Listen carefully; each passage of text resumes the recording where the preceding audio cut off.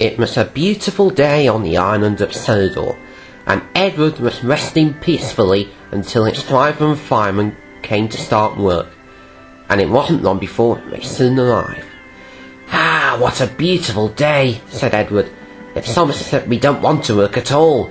"I agree with you there, Edward," said his driver, "but we work, whatever the weather." Suddenly, Edward heard a rumbling sound as if there was a motor behind him. What was that? He wondered.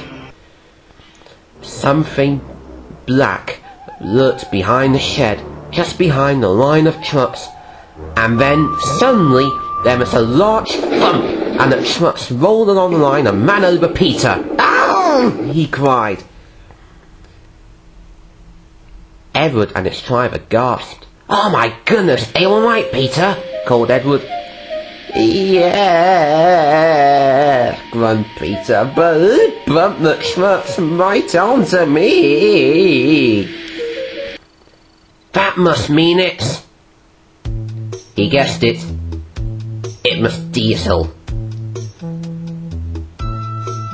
"What are you doing here?" asked Edward. "You're really fat air, Sir Topham Hatt sent me," replied Diesel. "I hope you are pleased to see me again. I am to shunt some dreadfully tiresome trucks." "Shunt where?"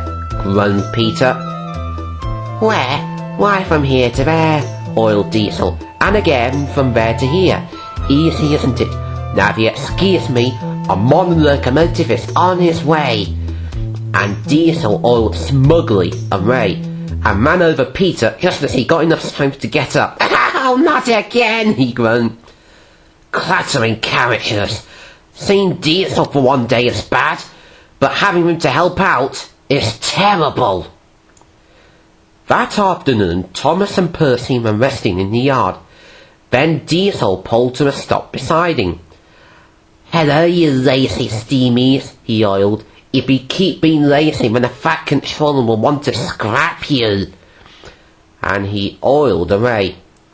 "Cheeky wheels," mumbled Percy.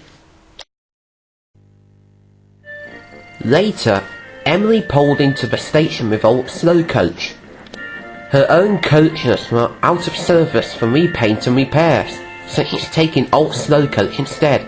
She was excited. She hadn't been out for a long time, but not for long. Diesel oiled by rudely. "Out of my lay, out of date ladies," he hooted rudely. "Ooh," said old Slow Coach, "what a horrid engine!" Even Emily agreed. Later on, Toby was shunting some trucks into a shed, when Diesel rolled alongside, hooting alongside Toby. "What are you doing with my milk trucks?" asked Toby. "Sir Topham Hatt told me to do your work now. You're too slow and too old to be really useful now, Toby. I think it's about time you retire," Diesel hooted rudely, and he oiled away, leaving Toby furious. Gordon and Henry trundled into Barron Station with the express. "Delayed train today, Gordon?" "Yes, you could say that, Mr. Narrator. Last night I had Henry here, shunt my coaches in a safe place. But guess who forgot to remember where he'd left them?" "I said I was sorry, Gordon." Yeah, whatever, Henry. Anyway, the reason he must be my back engine was so he could help me make up for lost time." Suddenly, Diesel came into the distance, slowed down and rolled up alongside Gordon. Oh dear, it takes 2 steam engines to pull a 3-coach express, does it?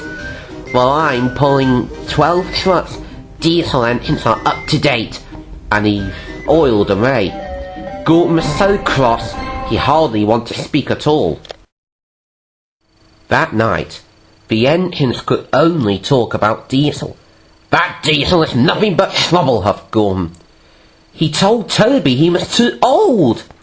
He tripped me into this unknownly nearby tunnel," added Stanley, "and pushed me into this line of trucks. He even made fun of me and Thomas earlier. I don't know why the Fat Controller bought him in the first place.